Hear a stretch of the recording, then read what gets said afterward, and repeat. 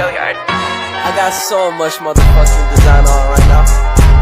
Break it down, bring it back, make it clap. I got 3 old thoughts, new block, where that day. Bitches on my line, and you know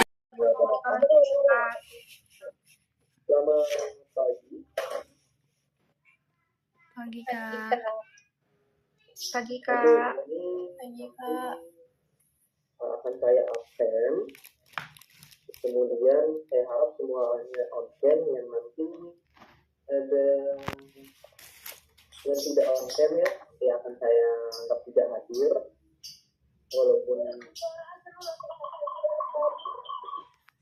nanti dari mahasiswanya ada tapi tidak absen, saya anggap tidak hadir ya.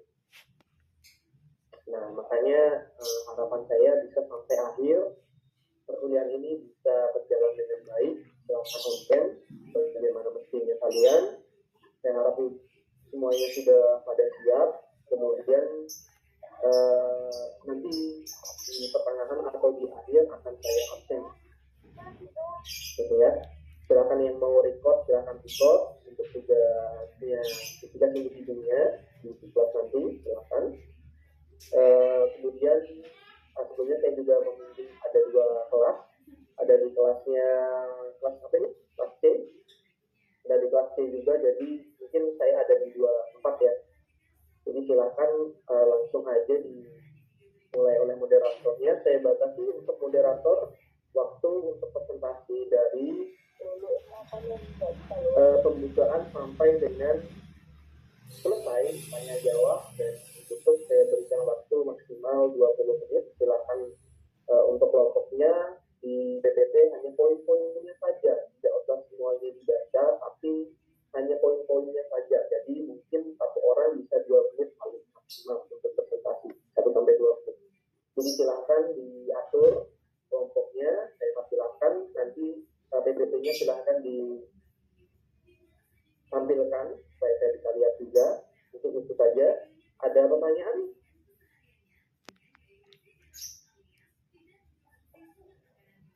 Apakah ada pertanyaan? Tidak Kak. Tidak Kak. Oke, silakan untuk kelompok yang akan presentasi dimulai presentasinya. Terima kasih.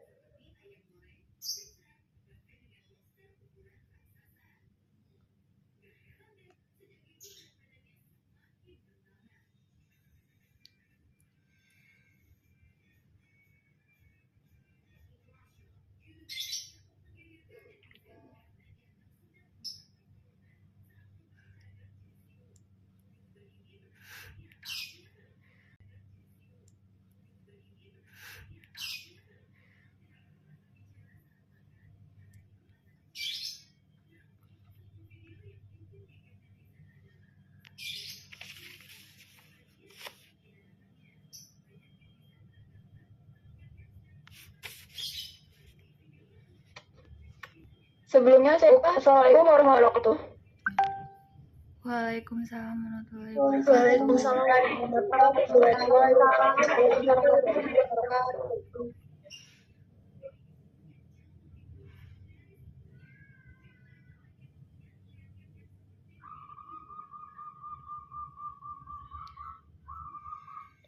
Di sini saya moderator dari kelompok 2 akan mempresentasikan hasil kerja kelompok kami, yaitu teori politik dan negara.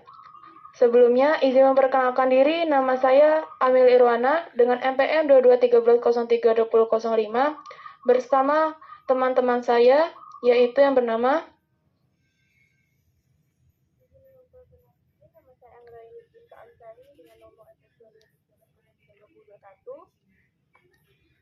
Izin memperkenalkan diri, nama saya Anggita Aprilia, NPM 2213032036. Perkenalkan, nama saya Yati 2213032035. Izin memperkenalkan diri, saya Novi Irmani Putri dengan NPM 2213032006. Izin memperkenalkan diri, saya Intan Primawista dengan NPM 22130320004. Izin memperkenalkan diri, perkenalkan nama saya Windy Adelia dengan NPM 22130320037.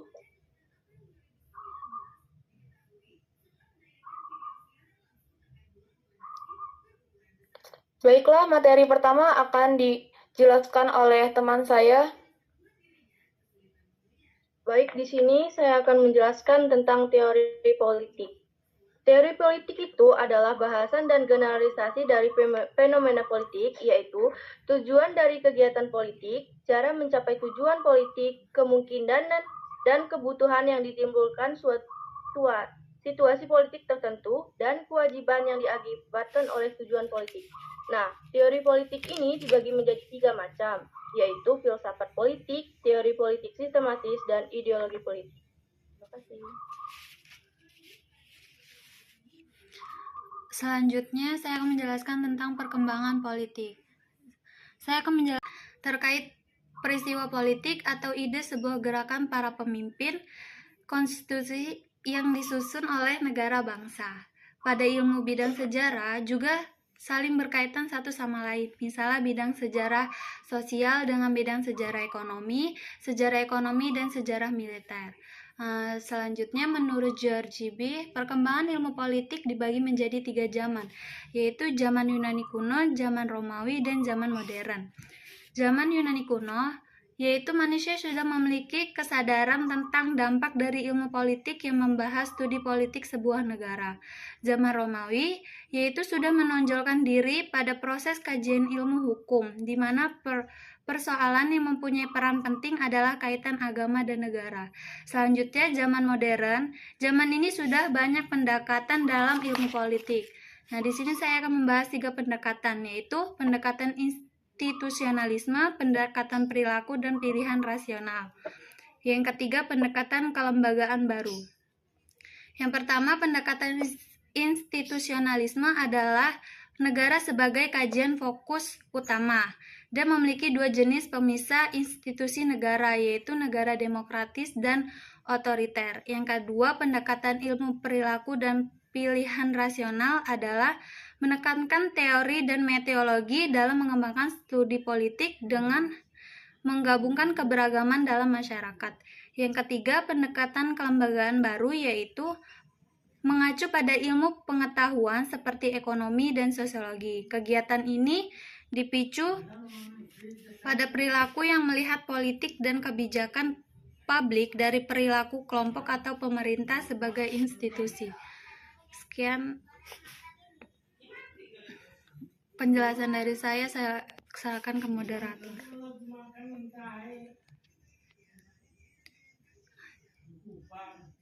Baik, materi berikutnya akan dijelaskan oleh Intan. Baik, di sini saya akan menjelaskan mengenai kontribusi ilmuwan dalam perkembangan teori politik. Para ilmuwan berpendapat bahwa ada 4 tahap perkembangan sistem politik, yaitu tahap pertama, sosialisme demokrasi. Adalah filosofi politik yang menganjurkan demokrasi yang dilaksanakan bersamaan dengan kepemilikan sosial langsung atas produksi. Tahap kedua yaitu kapitalisme. Kapitalisme adalah sebuah mode produksi bertujuan untuk meraih keuntungan sebesar-besarnya dengan biaya produksi yang sekecil-kecilnya. Tahap ketiga yaitu neoliberalisme. Adalah perdamaian, serta keadilan sosial. Mungkin itu saja yang dapat saya sampaikan. Saya kembalikan kepada moderator. Baik, terima kasih untuk teman-teman yang sudah menjelaskan materi tadi. Nah, kita membuka 3 pertanyaan. Untuk teman yang ingin bertanya, dipersilakan. Baik, untuk Ulan.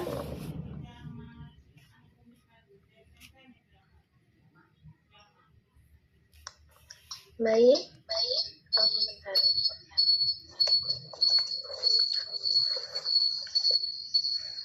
Izin bertanya, perkenalkan nama saya B. Wulandari, NPM 2213032028. Izin bertanya, mengapa kekuasaan diperlukan untuk mempengaruhi kebijakan politik? Uraikan bagaimana pendapat Anda.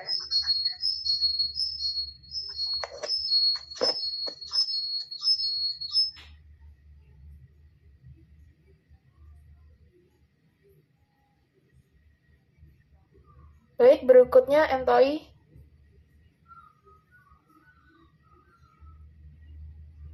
Baik, Izin memperkenalkan diri. Nama saya Muhammad Thayyab Ma'ruf dengan NPM 2213032017.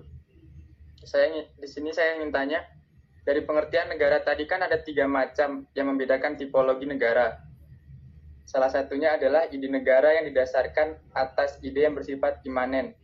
Pertanyaan saya, ide yang bersifat imanen itu apa? Bisa tolong sedikit dijelaskan? Baik, terima kasih. Berikutnya, Ira. Baik, sebelumnya perkenalkan, nama saya Irawati dengan NPM 2213032029. Saya ingin bertanya tentang perkembangan ilmu politik pada masa Yunani kuno. Yang dibahas oleh Anggita tadi, dari penjelasan tersebut disebutkan bahwa ada dampak dari ilmu politik kan. Nah, dampaknya itu apa? Soalnya tadi saya tidak mendengar penjelasannya begitu. Tolong bisa disebutkan dampak dari ilmu politik pada masa Yunani kuno itu seperti apa? Terima kasih. Baik, terima kasih teman-teman yang sudah bertanya.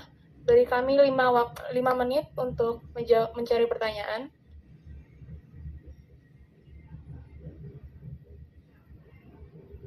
Lembaga sosial kenegaraan tumbuh secara evolusioner sesuai dengan kebutuhan waktu. Selanjutnya, syarat berdirinya negara. Dalam konteks hukum internasional, negara dimanifestasikan atau terbentuk oleh setidak-tidaknya unsur yang sebagaimana tertuang dalam Konvensi Montevideo tahun 1993 tentang hak dan kewajiban negara, yaitu adanya pemerintah yang berdaulat. Peran pemerintah adalah sebagai atau untuk mengatur dan memiliki kewenangan untuk membuat kesejahteraan, keamanan, maupun ketertiban warga negaranya. Yang kedua, adanya wilayah. Wilayah di sini adalah suatu tempat yang ditinggali suatu kelompok warga negara yang di dalam tempat tersebut terdapat potensi alam yang dapat dimanfaatkan, mulai dari darat, laut, maupun udara. Selanjutnya, adanya warga negara. Warga negara merupakan mereka yang menempati suatu wilayah dalam suatu negara dan mereka wajib menaati hukum yang dibuat oleh pemerintah tersebut. Selanjutnya, adanya pengakuan dari negara lain. Jika suatu negara kemerdekaannya belum diakui oleh negara lain, maka negara tersebut belum makmur. Selanjutnya, fungsi negara.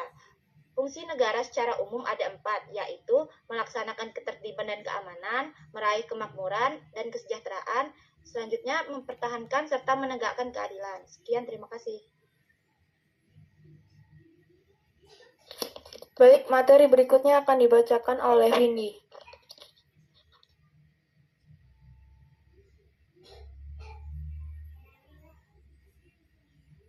Baik, di sini saya akan membacakan tentang tujuan negara.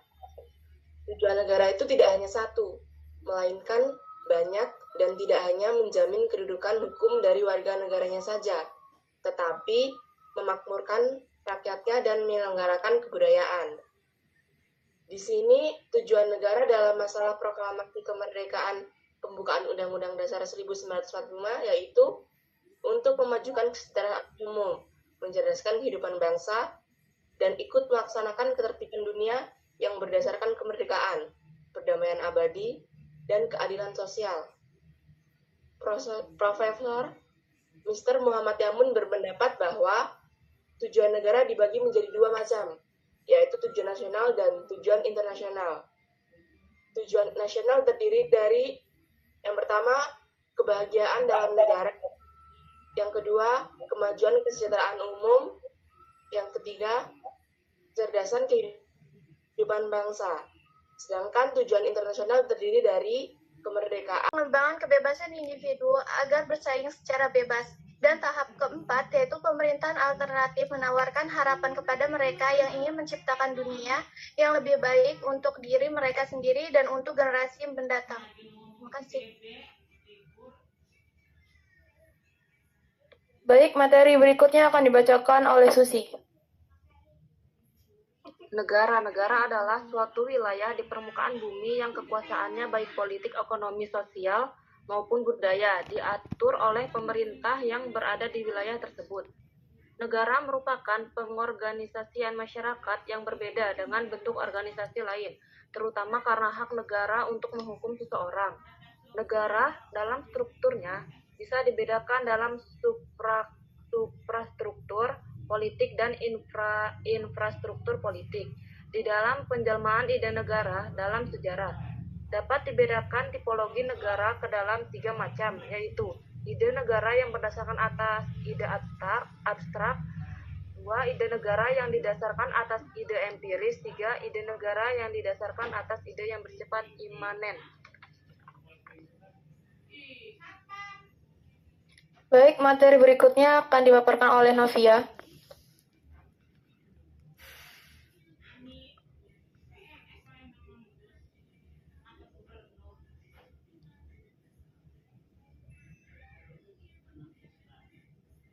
Baik, saya akan menjelaskan mengenai asal-usul, syarat berdirinya negara, dan fungsi negara. Asal-usul negara dapat dilihat dari beberapa teori. Yang pertama, teori ketuhanan. Teori ini menganggap bahwa sesuatu yang ada atau terjadi dalam semesta ini semuanya atas kehendak Tuhan. Yang kedua, teori kekuasaan. Menurut teori ini, negara terbentuk karena adanya kekuasaan. Kekuasaan berasal dari orang yang kuat atau berkuasa. Jadi, adanya negara karena adanya orang yang kuat atau berkuasa atas orang yang lemah. Yang ketiga, teori penaklukan. Teori ini terjadi karena ada sekelompok orang yang menundukkan sekelompok orang lainnya. Yang keempat, teori perjanjian masyarakat. Menurut teori ini, negara terbentuk karena sekelompok orang yang awalnya hidup sendiri, namun mereka mengadakan perjanjian untuk membentuk suatu organisasi yang dapat menyelenggarakan kepentingan bersama. Selanjutnya, teori hukum dan alam. Menurut teori ini, negara lahir karena adanya kekuasaan alam yang berlaku di setiap waktu dan tempat. Yang keenam, teori filosofis atau metafisis. Teori ini menganggap negara berdasarkan atas renungan-renungan filosofis yang sudah ada. Yang ketujuh, teori historis. Teori ini menganggap lembaga-lembaga sosial. Nah, dengan itu, politik menjadi wadah ketika menyatukan segala macam kepentingan permasalahan yang ada untuk menyelesaikan masalah itu gitu.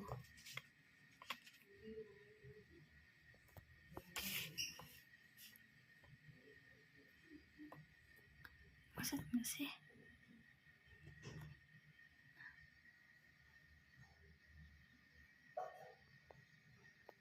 Baik, apakah Ira sudah menerima jawaban dari Anggita? Baik, saya paham. Terima kasih. Baik, untuk teman-teman yang ingin menyanggah atau memberi tambahan jawaban dari Anggita, dipersilakan. Sebelumnya izin moderator, di sini saya ingin menjawab pertanyaan dari Aisyah. Baik, silakan.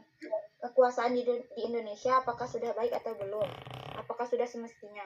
Menurut saya, kekuasaan di Indonesia belum berjalan dengan semestinya karena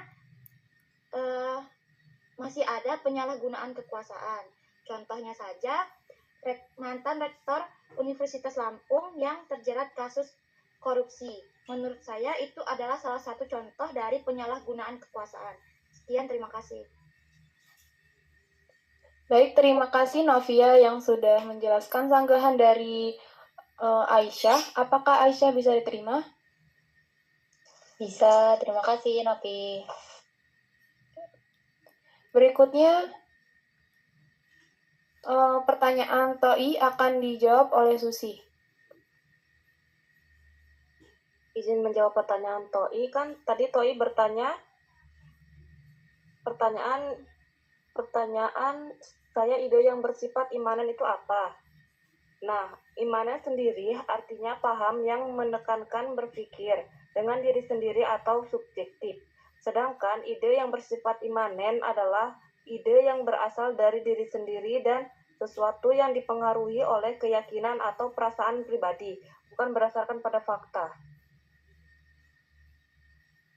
Baik, terima kasih Susi telah menjawab pertanyaan Toi. Apakah Toi bisa diterima? Bisa.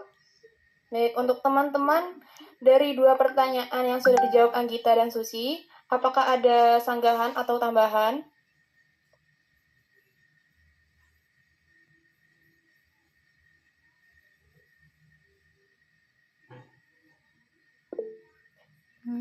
Cukup. Baik, mungkin itu.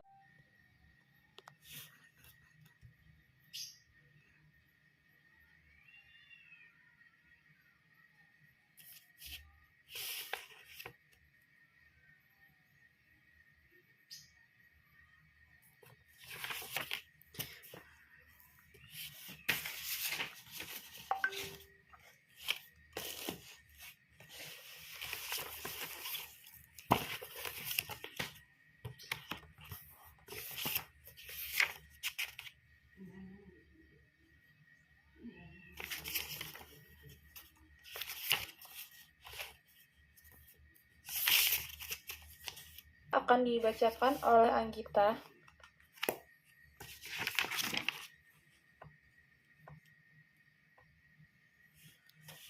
Jadi saya akan menjawab pertanyaan dari Ira. Pertanyaan dari Ira kan tadi dampak dari ilmu politik kan. Nah, saya akan menjelaskan dampak dari ilmu politik dari segi positif ya. Pengaruh positif atau dampak positif dari politik yaitu sebagai sarana untuk menyatukan segala macam kepentingan atau permasalahan yang ada di negara kan. Nah, contohnya yaitu aksi demonstrasi dengan baik dan tidak dengan merugikan orang lain atau dengan tindakan anarkis yang membuat berantakan,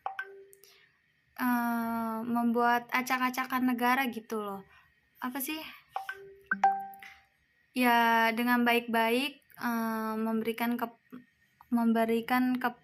usulan kepentingan atau kebijakan baru. Dengan itu politik menjadi wadah ketika menyatukan segala macam kepentingan dalam masyarakat. Menurut saya segitu.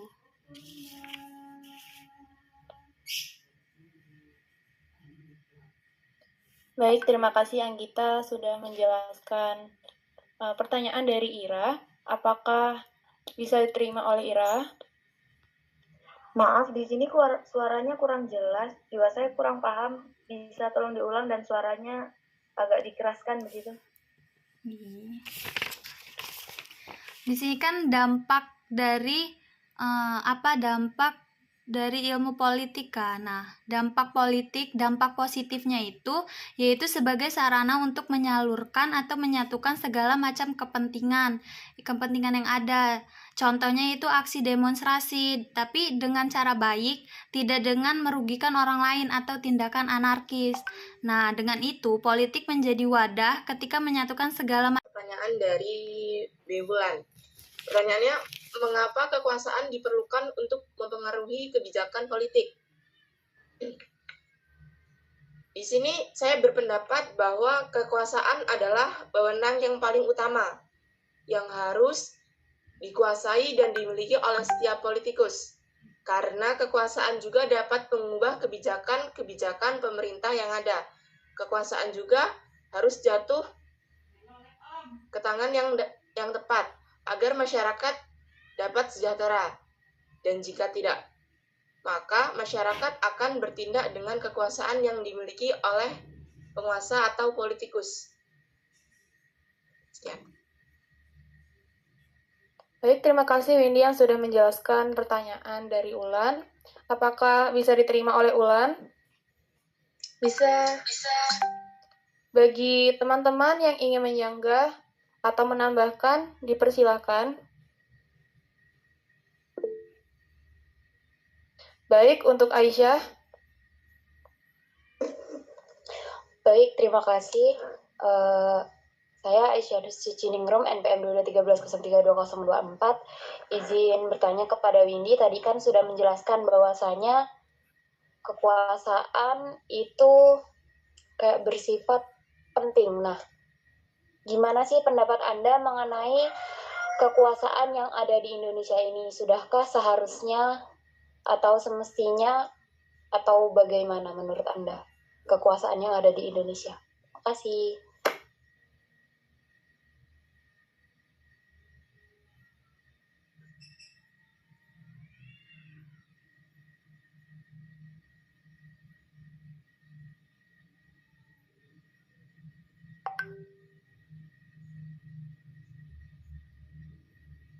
Audio Jungle.